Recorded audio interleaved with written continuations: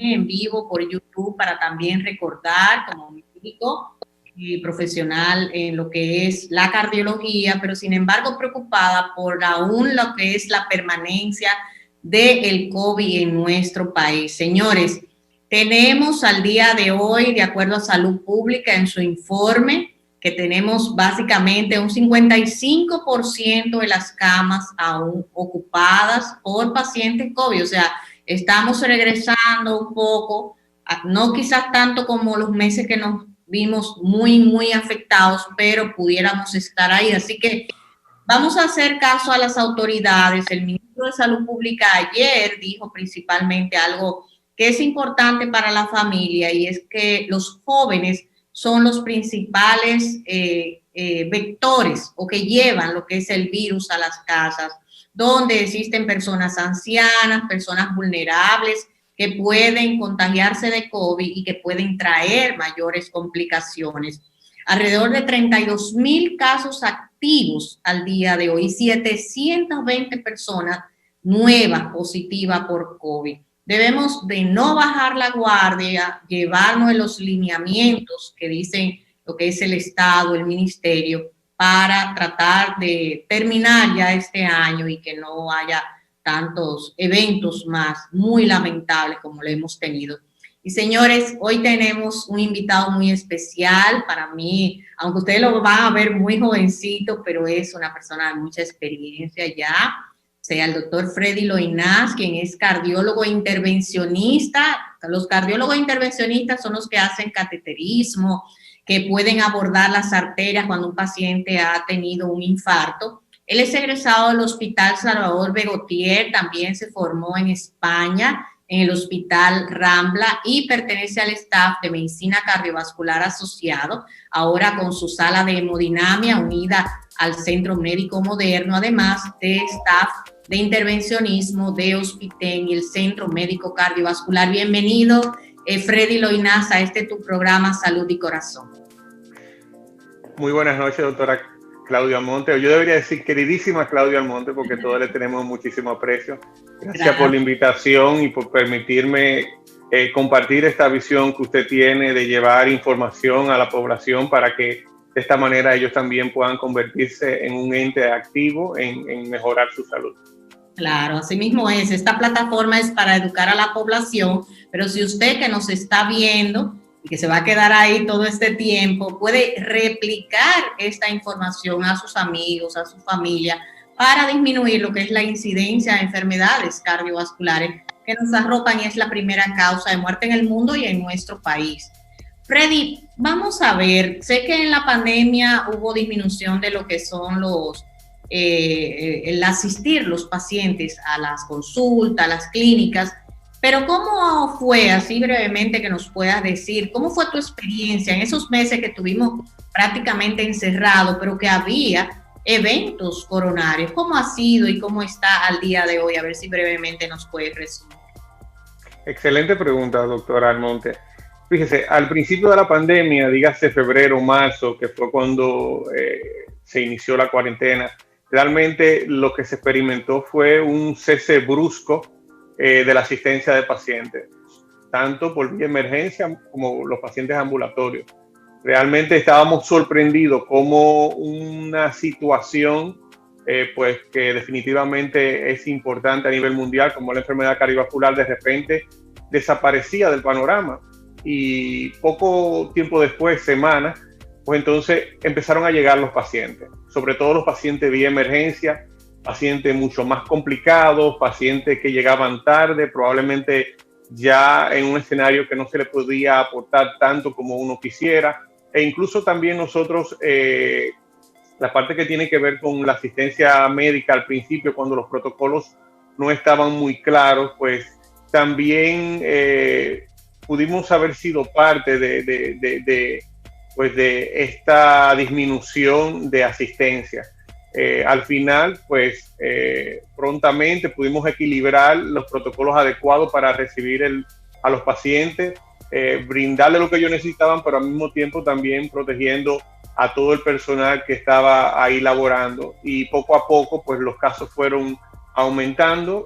Inicialmente las emergencias se fueron regularizando y ya posteriormente pues empezaron meses después a abrirse un poquito más, los pacientes de consulta fueron apareciendo y ya de alguna manera pudiéramos decir que no nos hemos recuperado un 100%, pero creo que las personas están asistiendo a los procedimientos de cardiología intervencionista en un 80% con respecto al cero que se inició cuando inició la pandemia. De hecho, ese cero que menciona se vio en todos los países, en Europa sobre todo puntualizaron, y era precisamente el temor del paciente a asistir a la emergencia por miedo a contagiarse de COVID.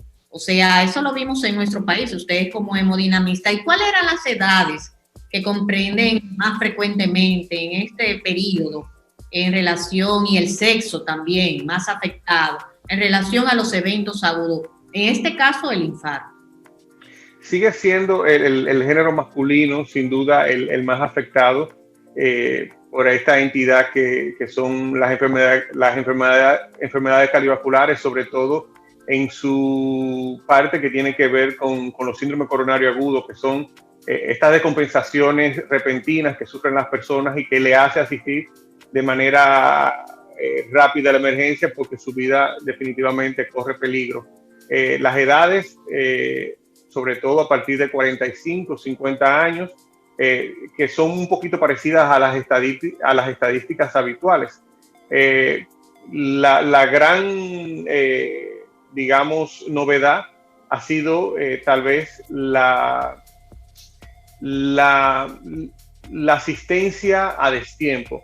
Y quisiera puntualizar un poquito por qué hablo de asistencia a destiempo, porque la gente dirá, pero si tengo un infarto y llego 2 días después a la emergencia, ¿es esto malo? Y bueno, lo que pasa es que en el aspecto de cardiología intervencionista, cuando una persona sufre un infarto, lo que sucede, para describirlo de manera rápida, es que el corazón deja de recibir sangre de manera adecuada para él funcionar. Y este cese de flujo sanguíneo en el corazón, mientras más tiempo dura, más afecta al corazón, y el corazón incluso puede llegar a un momento de debilitarse tanto que puede comprometerse al punto de que la persona fallezca. Entonces, por eso es muy importante. Eso es que dicen que tiempo es músculo, y sobre todo a la hora de abordar un infarto. En la primera hora sería lo idóneo.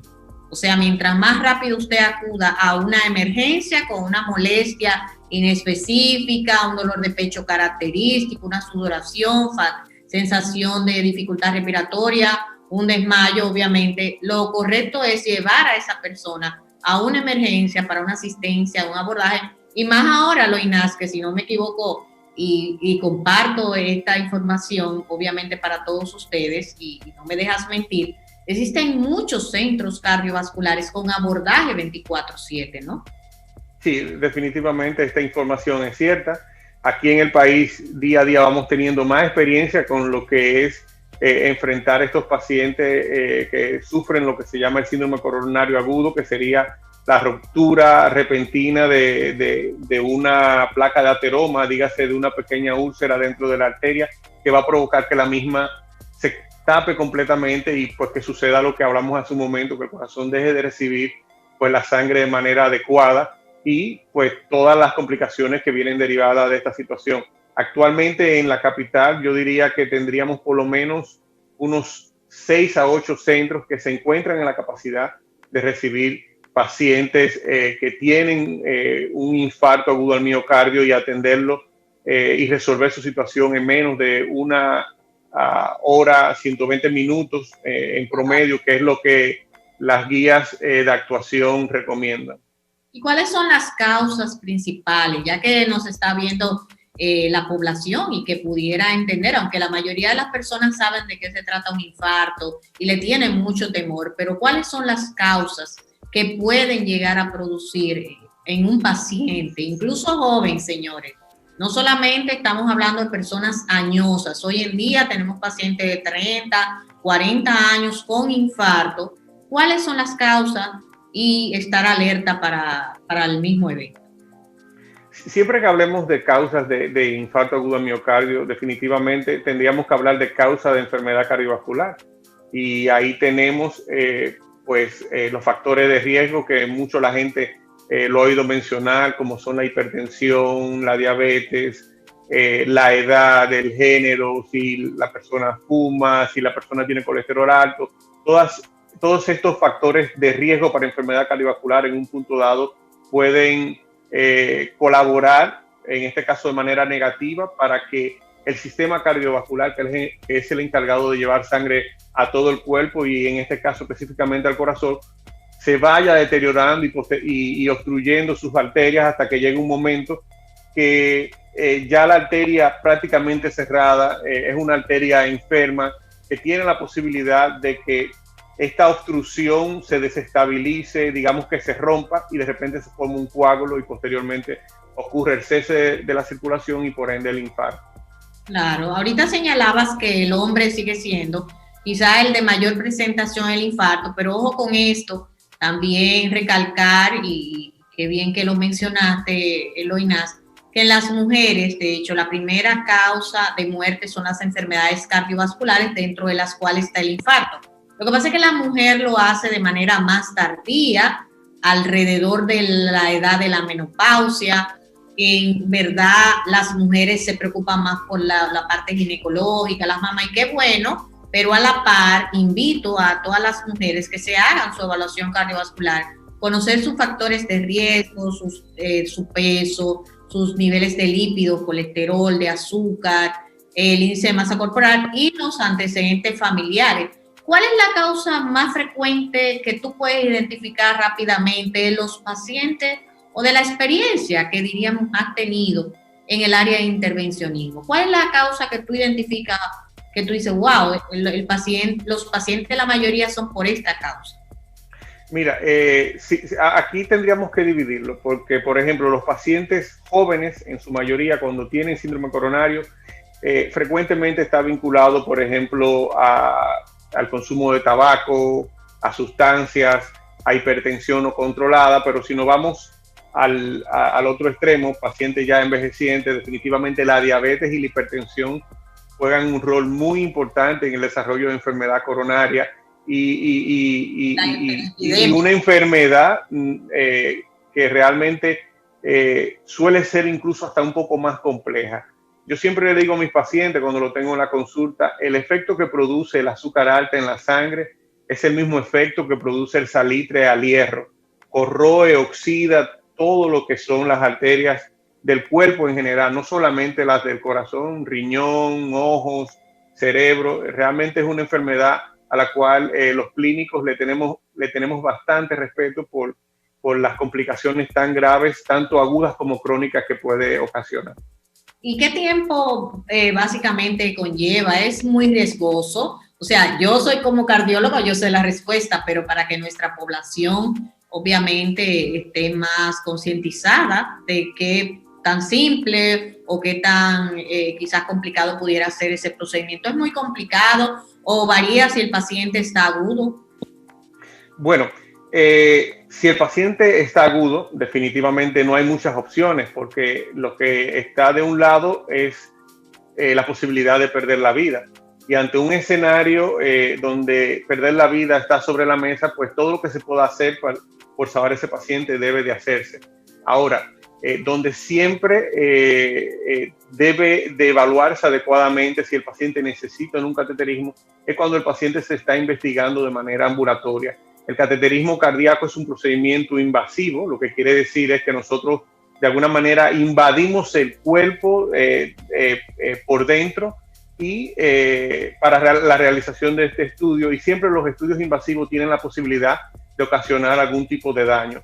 Por eso, de primera instancia, el cateterismo no suele ser un procedimiento que se le ofrezca a todo el mundo, al menos que haya la evidencia de que justifique que esa persona corra ese riesgo que está relacionado a la realización de procedimientos invasivos. Ojo, quisiera aclarar que según pasan los años, realmente las técnicas de realización del cateterismo cada vez son más amigables.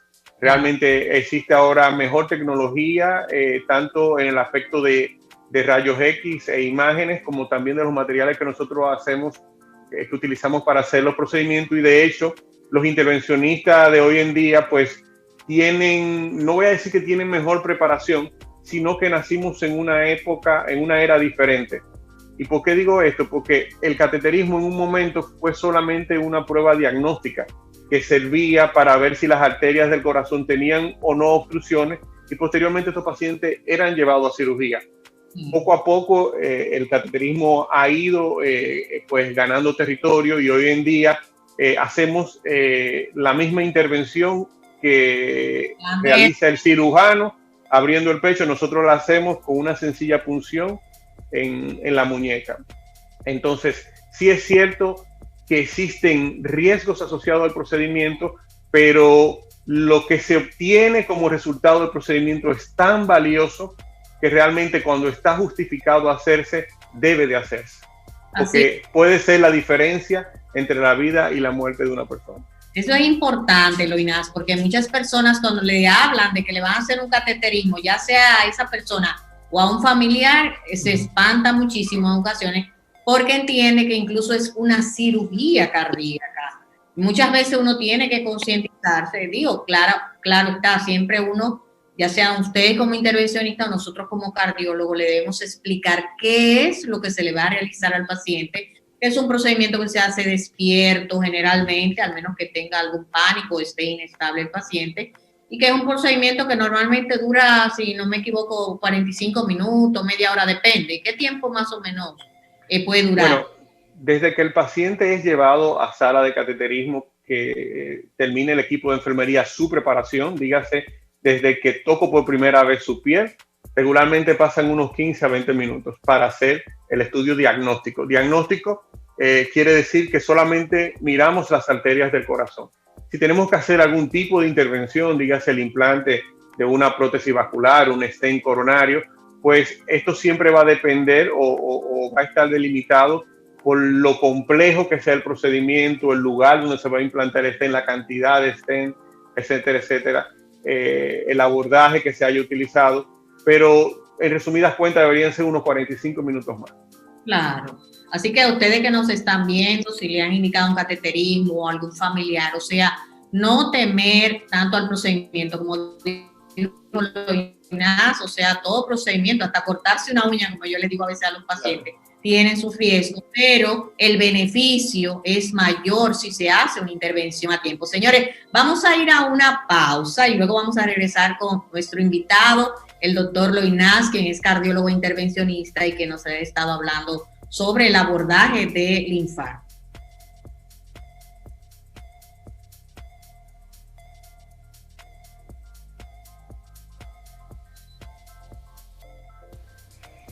Melvin. Navidad y un próspero año 2021. Gracias, SIN. Bye.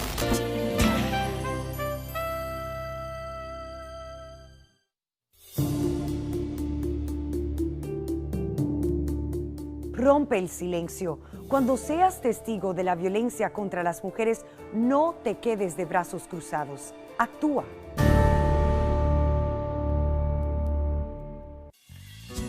Debemos de disfrutar de una manera diferente para que el año próximo todos podamos compartir de nuevo otra Navidad en familia. En estas Navidades, cuídate y cuida a los tuyos. ¡Feliz Navidad!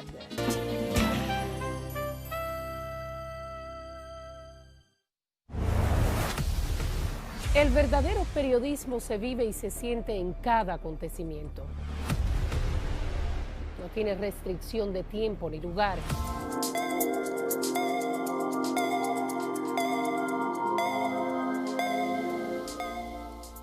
Aquí estamos de nuevo en este su programa Salud y Corazón. Soy la doctora Claudia Almonte, médico cardiólogo, y mi invitado de hoy, que hemos estado hablando sobre lo que es el abordaje del infarto, el doctor Freddy Loinaz, quien es cardiólogo intervencionista.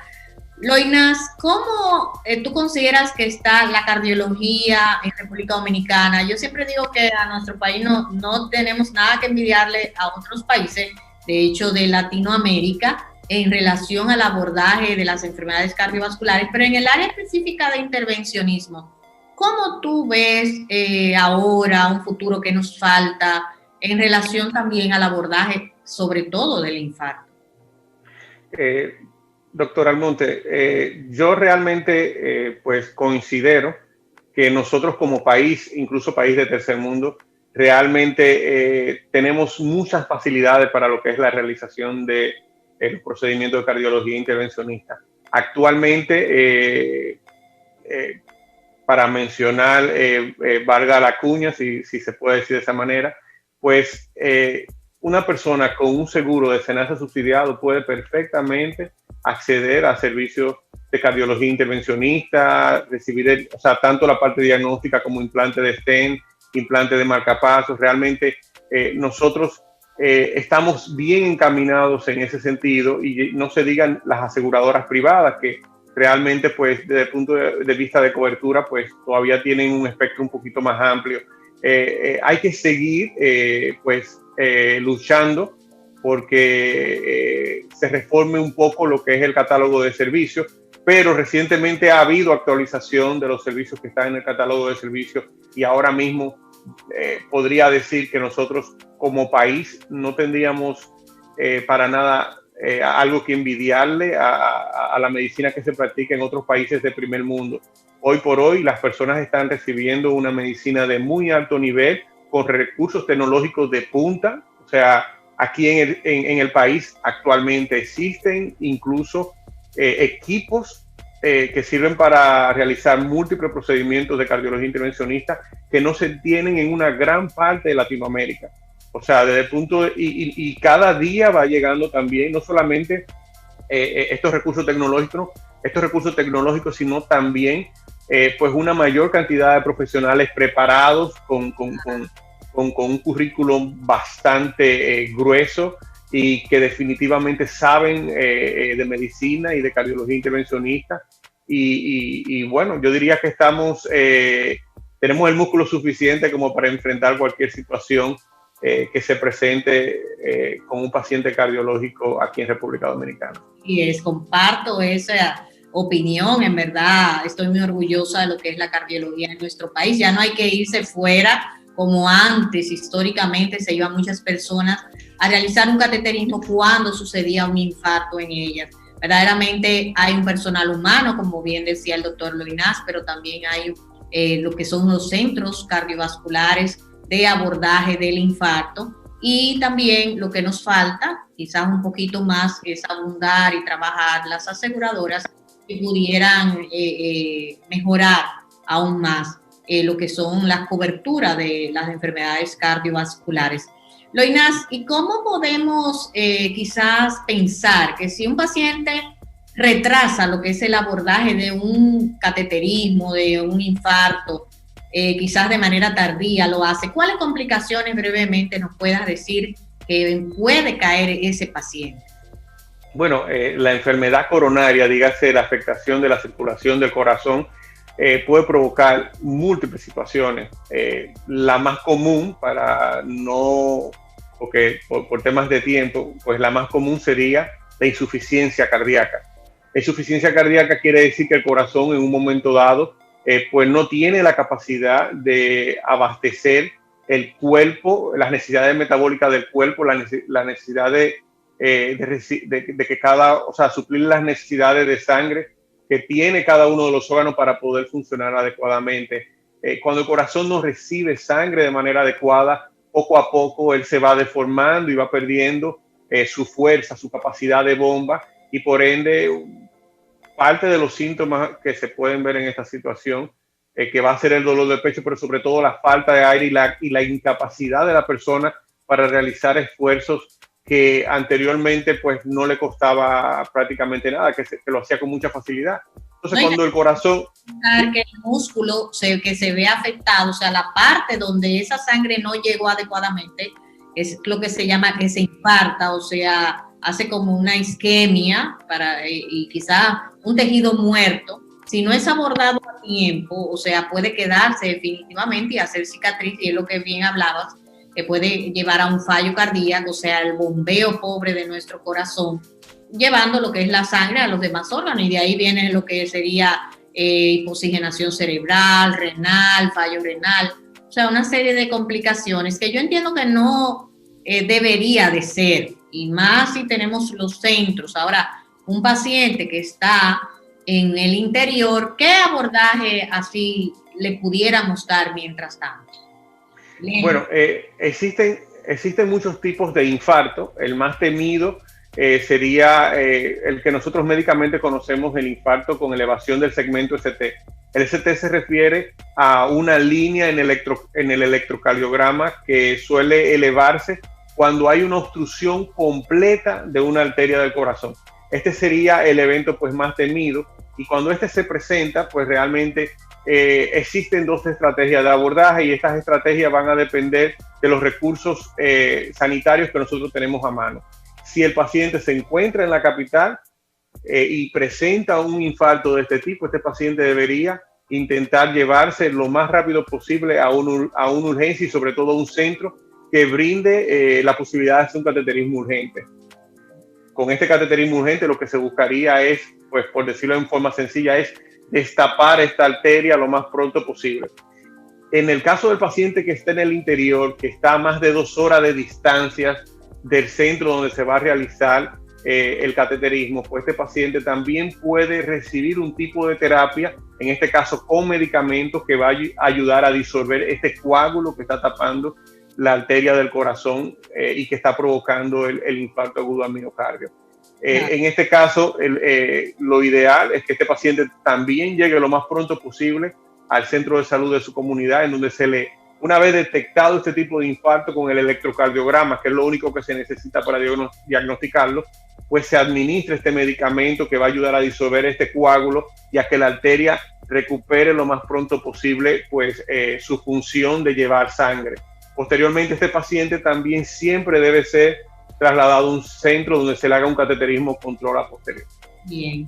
Bueno, ya nos quedan 2 minutos. A ver si en 1 minuto tú me dices, Loinaz, para esta Navidad, ¿qué debemos hacer para prevenir lo que sería un evento agudo, una descompensación cardiovascular?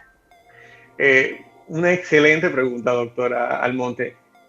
La Navidad es un tiempo de fiesta, un tiempo en donde nosotros normalmente compartimos con nuestros seres queridos, y muchas veces eso se convierte en un viaje, en que la persona se aleje un poquito de los lugares en donde normalmente recibe atenciones médicas. Dígase que se va a Puerto Plata, se va al interior.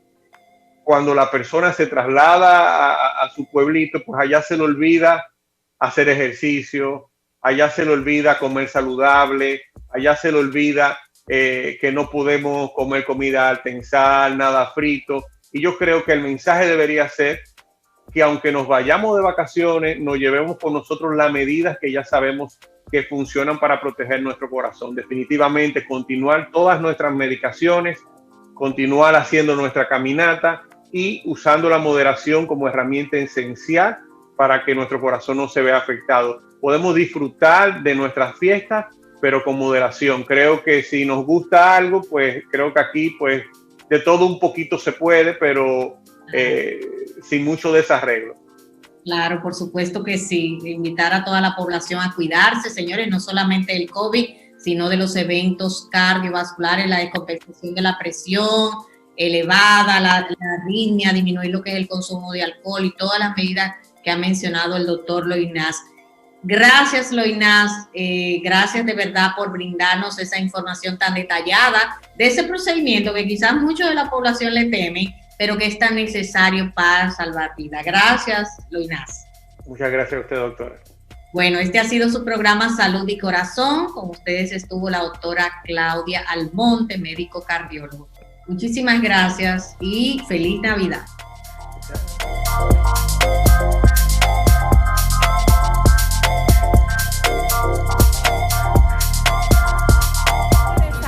Mi familia, para todo un beso, feliz Navidad.